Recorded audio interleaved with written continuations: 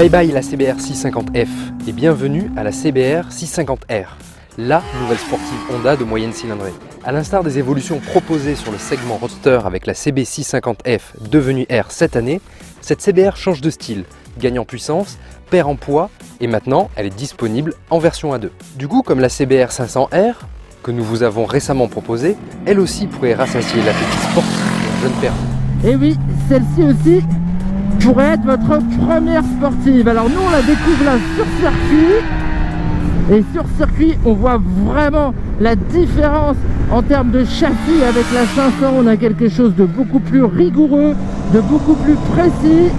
Bon, faut dire qu'on a quand même une fourche inversée à l'avant qui est un petit peu plus technique, et puis on a un super freinage, ce qui nous permet de pouvoir rentrer assez tard sur les freins, contrairement à la 500.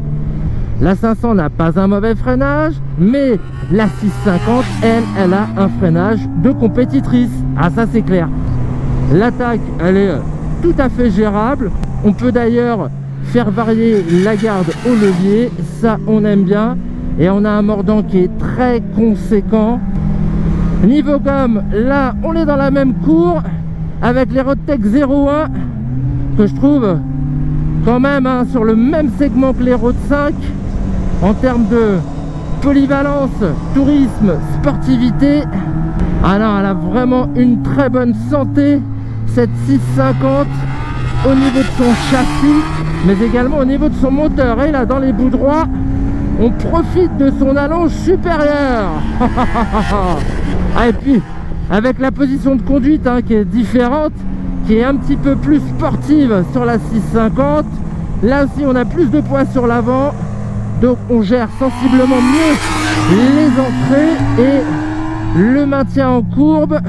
Oh, la tenue de cap elle est vraiment sympa.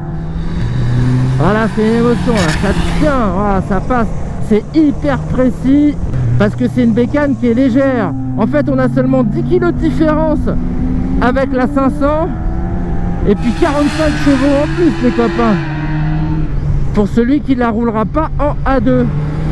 Ah, j'aime bien la gestion aussi, la réponse moteur, mais bon, pour avoir les sensations là sur le 4 pattes, il faut aller s'aventurer haut dans ses tours. Ah ouais, on a vu son potentiel sur piste qui est vraiment sympa. Je dirais que la limite c'est quand même la garde au sol qui pour moi est perfectible. Désolé monsieur Honda, j'ai rayé l'autocollant du carénage après avoir un peu limé les tétons, mais bon, c'est quand même sensiblement mieux que sur la 500.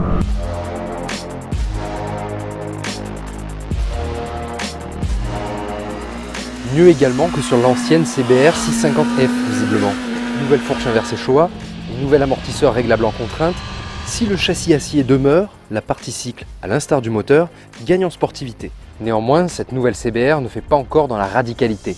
Après, comme la 500, je trouve que cette 650 reste une sportive gentille. On a des demi-guidons qui sont placés en dessous des pontets, mais leur hauteur reste tout à fait raisonnable. On sent pas vraiment de gros appuis au niveau des poignets, et ça c'est quand même assez agréable pour rouler tous les jours en toute quiétude. Comme sur la F, on a un réservoir qui écarte un petit peu plus les pattes par rapport à la 500, mais c'est pas du tout gênant. En fait on sent une très bonne compacité de la machine.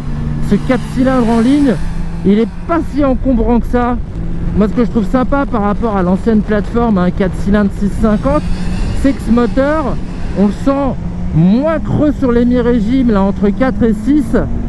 Il est un petit peu mieux rempli. On peut rouler cool en mode souplesse sous les 3000 tours jusqu'à 2000 tours. Ça répond gentiment, mais ça ne répond que gentiment. Bien entendu, en fait, l'explosion de joie va se situer au-delà des 6000 tours. Et alors là, on entend ce moteur qui hurle et les performances qui déboulent. Bon, ce moteur, il est explosif en haut, mais pour le reste, il conserve quand même ce caractère linéaire. Il n'y a pas de mode de conduite. En revanche, on a un anti-patinage qui peut être déconnecté. La commande, elle est sur le commodo gauche. Alors moi, ma meule, elle est dotée d'un shifter qui fonctionne qu'à la montée. Il fonctionne bien dès lors qu'on est vraiment dans les tours, là où le moteur commence à grommeler. Passé cette option, on découvre un levier d'embrayage qui est vraiment très doux. Par contre, la boîte de vitesse, moi, je trouve qu'elle est perfectible. Il m'est arrivé de tomber sur des faux points morts entre 3 et 4. Ah, c'est un petit peu flippant quand même. Voilà, il faut bien décomposer les mouvements pour justement optimiser la sélection au maximum. Ah, les suspensions, elles sont vraiment de très bonne qualité. Et là, on change vraiment de monde par rapport à la 500. Je dis pas que la 500 est mal suspendue, c'est pas du tout mon propos. Je retrouve finalement ce que disait Eric lors de son essai de la CB650R, là, le Roadster. On a vraiment une qualité dans le toucher de route grâce à ces très bonnes suspensions Showa. Merci Showa. Arigato gozaimasu.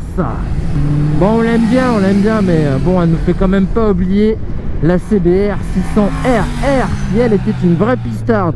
Mais là, sur la route, j'aurais peut-être été moins choyé. C'est certain, la CBR 650R est une sportive beaucoup plus polyvalente, à l'instar de sa principale concurrente, la Kawasaki Ninja 650. Une verte moins chère que la Honda, 7 499 € contre 8 899 € pour la CBR. Oui, mais passé 2 ans, le jeune permis qui la débridera bénéficiera alors de 27 chevaux de plus en full. De quoi poursuivre l'aventure sur cette première sportive plus longtemps.